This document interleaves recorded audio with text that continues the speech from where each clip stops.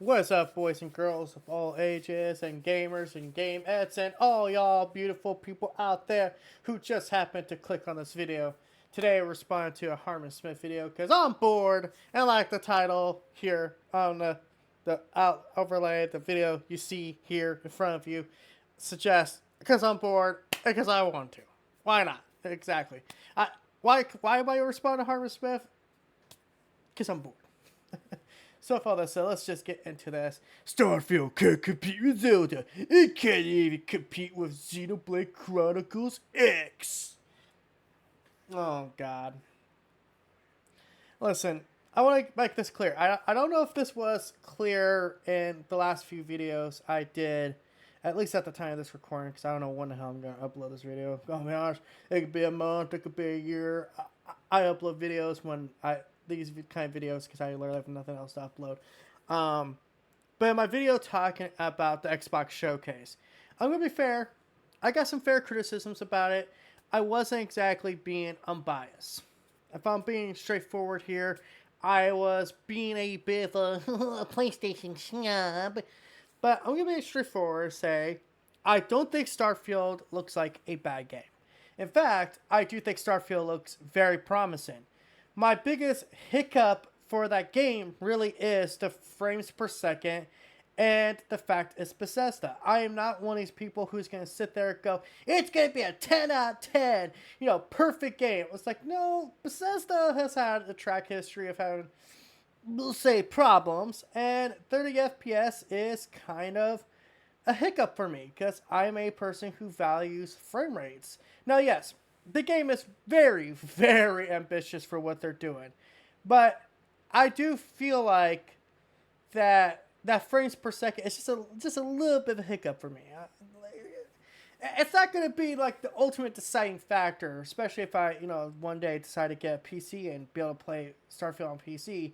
That'd probably be the preferred method for me, but just kind of sucks, man. Xbox gamers, they paid $500 for a big beefy console, and this big beefy console, while it could do a lot, just it seems like frames per second or just like that hiccup.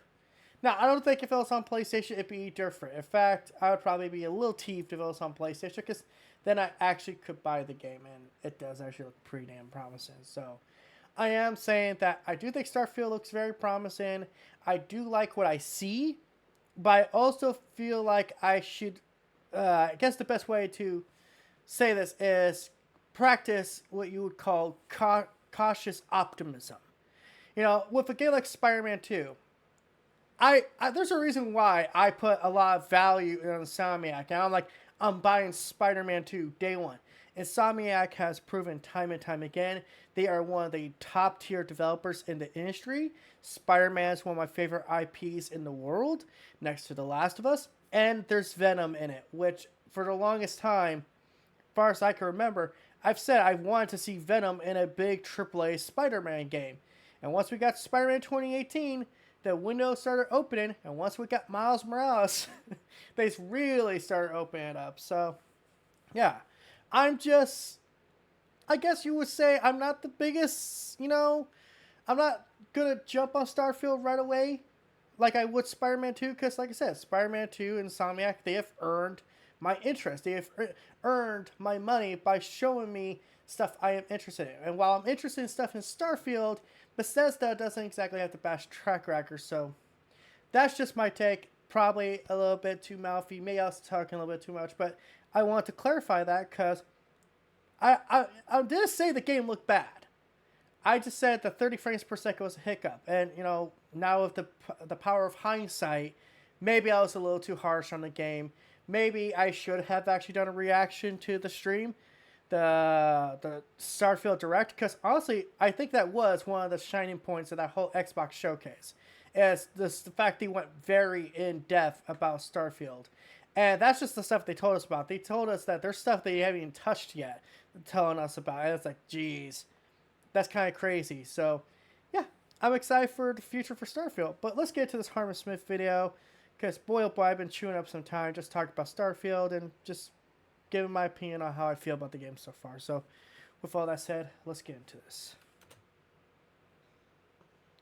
And there's a bit of I audio was delay. thinking a little bit about Starfield. Did he just not do his intro? What the hell? Are we in the Twilight Zone? Yes, I need to start I need to finish up Beavis and Butthead. And why it's bothering me. I haven't quite been able to put a nail on it yet, but I have managed to find something to point out, something to talk about, something that I don't think anybody has really talked about yet. Because right now we're still in the middle of the hype phase. We have people who think Starfield can outdo Tears of the Kingdom and Nintendo and become like the game of the year. And of course it's not. Game of the year is always subjective. That's the thing when it comes to like who won the Game of the Year award by the game show, or not game show. I guess technically it is a game show though. Video games are there. But I think when it comes to like the Jeff Keighley Awards, yeah, of course, there's the Game of the Year. That's what the industry recognizes as the Game of the Year. But every other person out there might have a different opinion. Some people think Elden Ring should have won Game of the Year. Some people think God of War should have won Game of the Year. Some people out there think, The Last of Us Part 2 should have won Game of the Year. It's, that's the thing about opinions. Opinions are 100% subjective because that's what makes them different. Tom down the street might like chocolate ice cream, and I like strawberry ice cream. Doesn't mean Tom is wrong. Doesn't mean I'm wrong. It means just we have different tastes. Not going to happen. Tears of the Kingdom is going to be the game that is remembered as being one of the best open world games ever made and one of the best games Nintendo has ever put out, while Starfield is just going to be another line of failures another entry in the long line of failures from Bethesda, right? No matter how many awards it gets. Has Bethesda really put out a failure though? I mean, as far as the RPGs go, some people will sit there debate like quality. I will say Fallout 4 was definitely not as good as Fallout New Vegas, but the quality was definitely there at certain parts. Like the base building stuff, that was actually kind of cool. That's kind of what kept me playing Fallout 4 for the longest time. Skyrim, a lot of people's favorite open world RPG. Not my cup of tea, but I get why people like it because I did play a lot of it too. It's just one of those games that it's the definition of, what's the best way to put this? Wide as an ocean, depth of a puddle. That's what a lot of Bethesda games are. And again, if you like that kind of stuff, great. And that's not even including mods. If you want to add mods into it, because like freaking Skyrim, what was that, the PS5 or PS4 edition, they got mods into it, and it's kind of crazy what people have put in.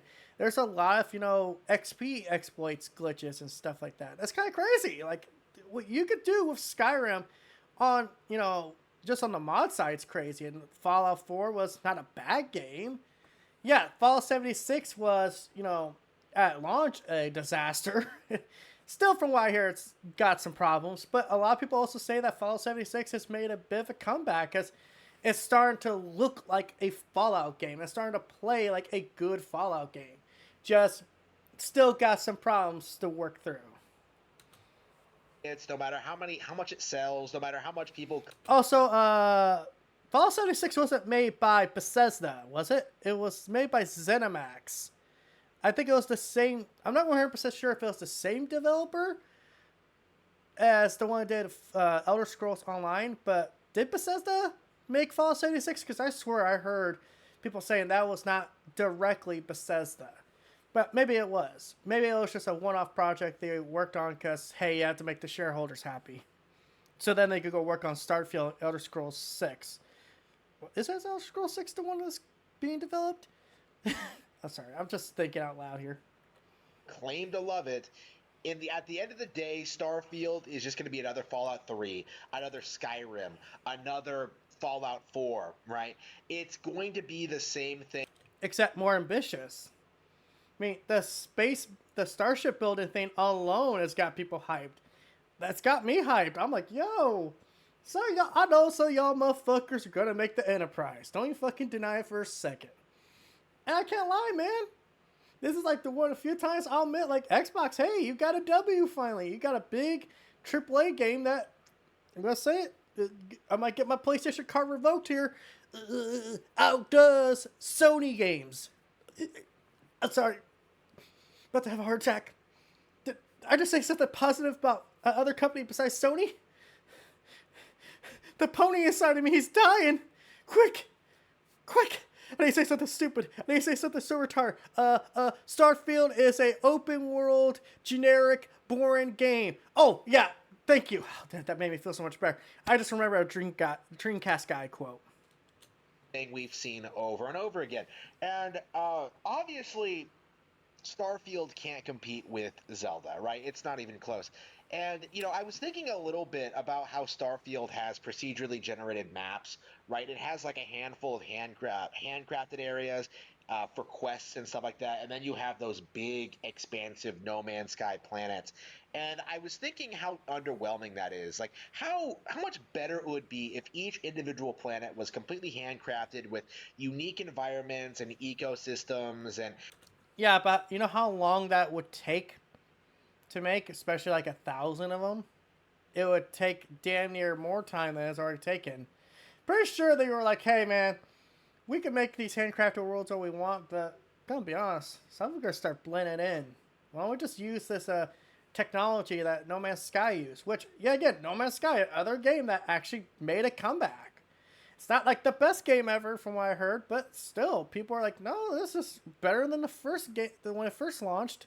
And hand up, I bought the game when it first came out. I requested a refund. I didn't get it.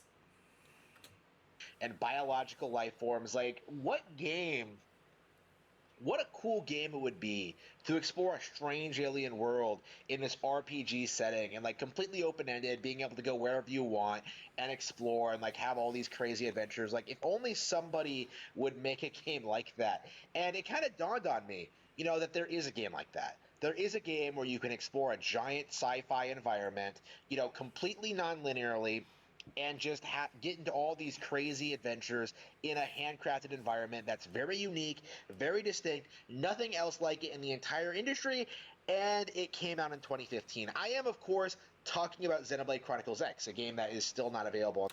Most boring RPG series out there. Oh my god, dude. I don't even want to talk about Xenoblade Chronicles because I'm going to be fair. I haven't played any of the games. I've watched people play them. I've watched Harman play them. I've watched other people play them. Not my cup of tea, man. I'm sorry. I'll take a Starfield over Xenoblade Chronicles any time of the day. And Xenoblade Chronicles, from what I've seen, it didn't look like super bad, but it's just like, man.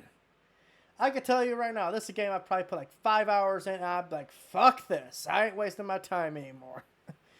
That's honestly how I feel about the Xenoblade games. Like, they look great from a certain point of view, just not my point of view. Sorry. Again, I'll take a Starfield over Xenoblade any day. I'll take Skyrim over Xenoblade. I'll take The Witcher 3. Yes, I would like another Witcher 3 game, please. Oh, you got the Enhanced Edition? Okay, we'll play that shit. Because, that looked a hell of a lot better than this Xenoblade crap. Like, just, sorry, this just looks like generic anime game 20. On Switch, by the way, it's still a Wii U exclusive, right? From Nintendo, developed by Monolith Soft. Xenoblade Chronicles X in 2015 did a more impressive Starfield on the Wii U than what Bethesda is doing here. Because I don't think most people really appreciate the fact that Xenoblade Chronicles X is not procedurally generated. Like, it has entire, like, these... It has caves. It has varied ecosystems. It has, like, things to find.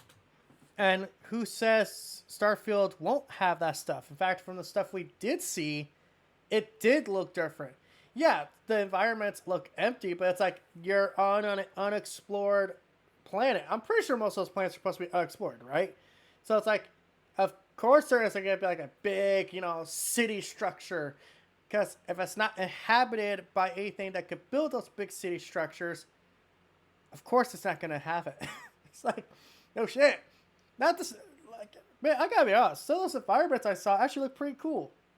Again, I'm saying this right now. As a PlayStation guy, I'm actually a little jealous that you Xbox guys and PC guys get to play Starfield. To the point that PlayStation Gamer at one point thought out loud, you know what?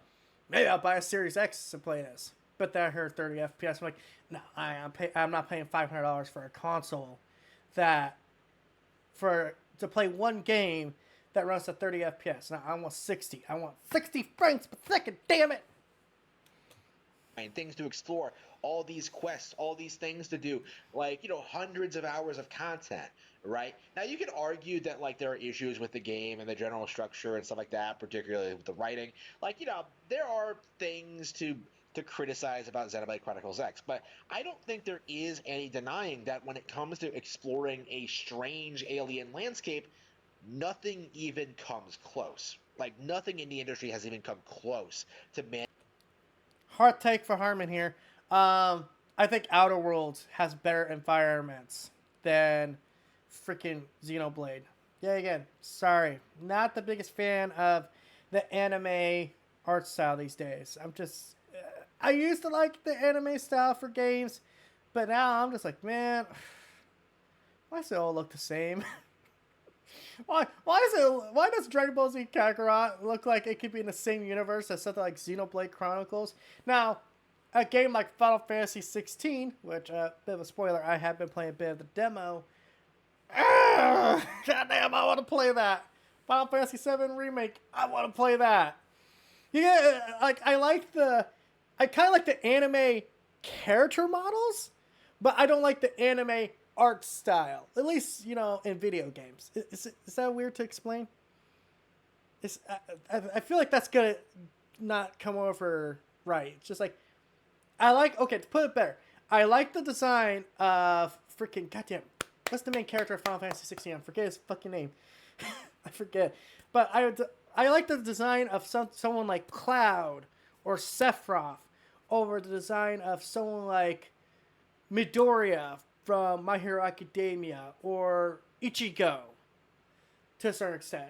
Although, I don't know. I kind of ranted and rambled. I apologize. Managing what Xenoblade Chronicles X has accomplished. And Starfield is just going to be another Mass Effect. It's going to be a boring, uninspired, generic Star Trek inspired like knockoff product. This motherfucker just say Mass Effect is boring? No.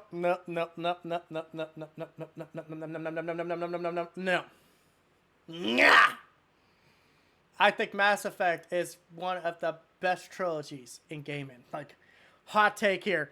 I think Mass Effect has outdone some of your precious little Nintendo trilogies. Granted, I'm probably talking like the very obscure ones, but like, Mass Effect actually got me to give a shit about the characters, give a shit about the environments in the world. When I go back and play Mass Effect every time, for some reason, and this is a fucking fact, I always find myself listening to the backstory of the Turians and the Asari, and listening to them talk about technology. I get immersed into that world. Not a lot of Nintendo games immerse me like that, and sure as hell ain't Xenoblade. If you think Mass Effect is boring, boy, oh boy, you smoking that cope. You smoking that cope good. You smoking that cope real hard, Harman. Just you funny man. You funny guy. You should be a comedian. That we've seen billions of times before. Like, the most interesting thing people are talking about is that, like, oh man, is this set in the future of Fallout and before the Elder Scrolls? What? Who's talking about that? Elder Scrolls and Fallout don't take place in the same universe.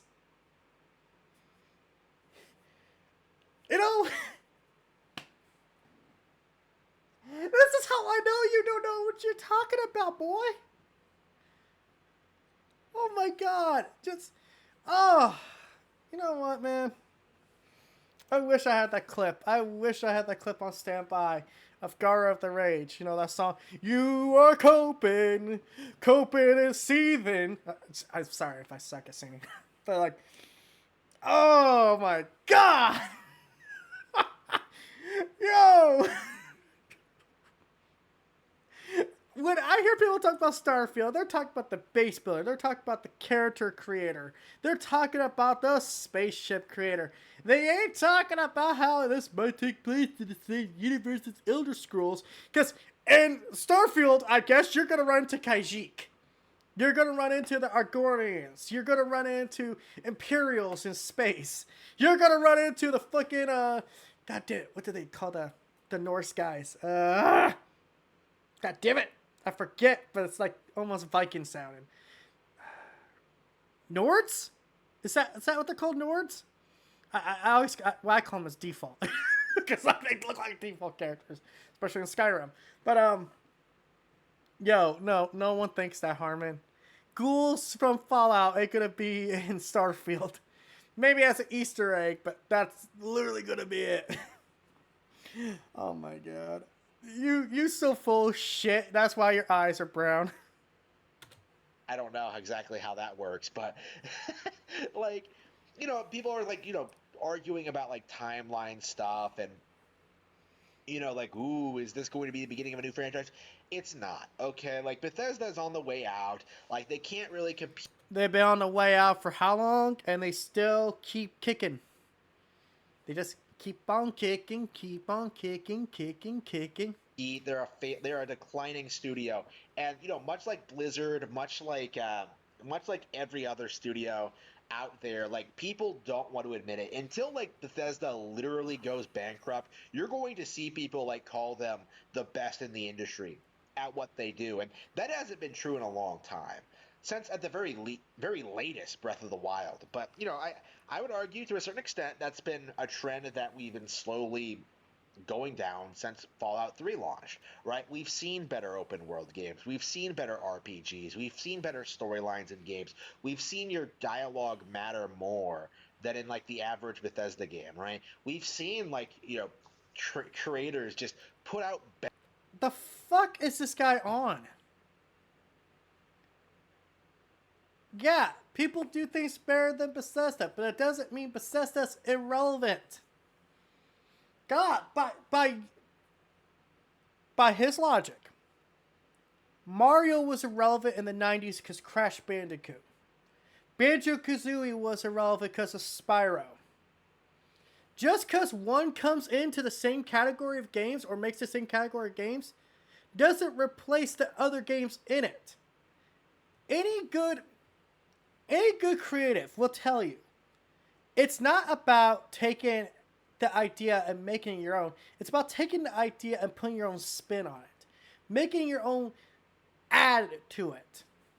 Starfield is a open world first person game, although it can be played in third person, that's vastly different from anything Bethesda has done. Yes, there's going to be some of the core fundamental things, but at the same time, they're doing more of it. They're doing the space building stuff. The base building. You could look at every game Bethesda released before Starfield and look at some of the mechanics that were in it and say, this is what they use as a template. This was their starting point for that idea. So then when they want to make Starfield, they're like, wait, did we make base building in a game before? We did, didn't we? Let's do that. Let's add on top of that. I'm sorry, man. You 100% wrong. I don't think Starfield is going to be replacing, everyone's favorite game this year, Tears of the Kingdom. It's not like people can only have one favorite game. There's a reason why people have list of favorite games, right? List of favorite games that came out that year or the year before. Because you can like more than one game. You don't I'm almost done with this video, so let's just get through it, because coffee's starting to kick in. I'm starting to get a little too hyper. Better products than what Bethesda can ever manage. But the only reason anybody cares about Bethesda at all, oh man, remember when Skyrim first came out and we were all laughing about the arrow and knees, the arrow in the knee joke? Remember how we played Skyrim and then we started walking in all directions, marveling at this vast open world, and never discovered the plot because nobody cares about the plot in Skyrim. That is the Skyrim experience. It sells itself. Yes, because Skyrim's whole idea is after the tutorial, you could go off and do what you want. You could go role play. If you want to role play as a woodcutter throughout the whole game, you can do that. Now you're gonna be a woodcutter, got crazy abilities, but the idea for Skyrim is that it's a RPG. It's a game you could go out and play any role you want to do. Do you want to play the Do you want to play the main quest? Do you want to play the side quest? Do you want to just do random activities in the game? That's what Skyrim was built upon, and that's not a bad thing. Much as the content for Skyrim is shallow, there is something to it. There's something that just clicks. Even as a guy who is not the biggest fan of these type of games, at least unless they take place in the Fallout universe, I still found myself addicted to Skyrim at certain points in my life.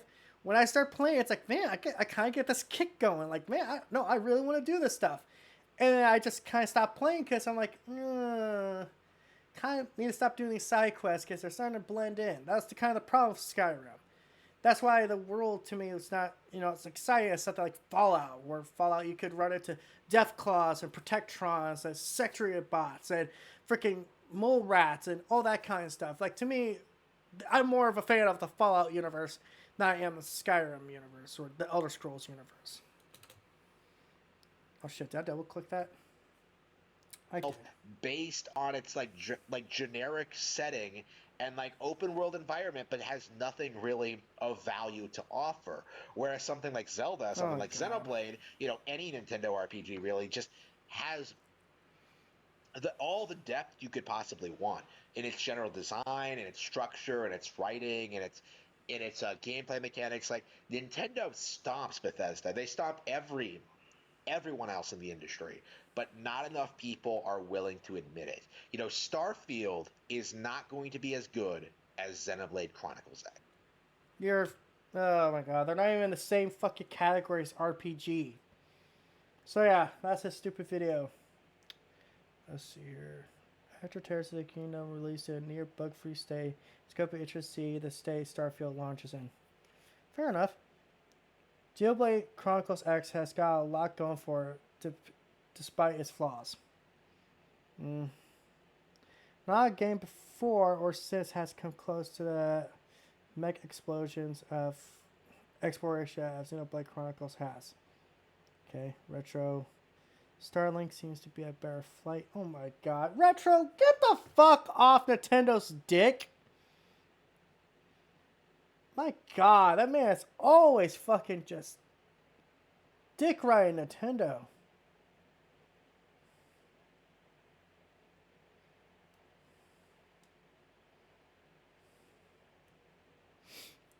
I love this one. Starfield will be other Fallout 3 or Fallout 4 or Skyrim. So it'll sell really well. People will play for hundreds for house. Because that's what they do with Bethesda games. Yeah. Oh my god. I'm Game of the Year. I'm Game of the Year. I'm Game of the Year. Dr. Hand. I'm Game of the Year. Is that supposed to be a song?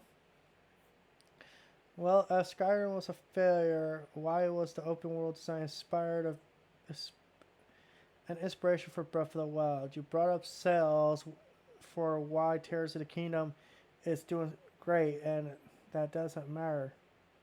Now they don't matter. Xenoblade Chronicles X is no comparison to the closest thing would be Mass Effect. Fair point. For someone who hates Xenoblade, you're trying to defend it all the time. Let's see here. Super Mario Bro 3 smashed Xenoblade Chronicles 3. What? Starfield being 30 FPS is pretty lame. Advanced systems like Xbox and Sony are supposed to be more advanced than Nintendo, but they could barely go beyond 30 FPS. Yeah, except most of Sony's games go 60 FPS, if not more sometimes, with patched in, what do they call it? Variable refresh rate mode. Of the big three, Nintendo, Microsoft, Sony.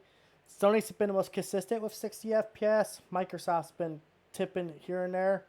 Nintendo's just behind because it's Nintendo.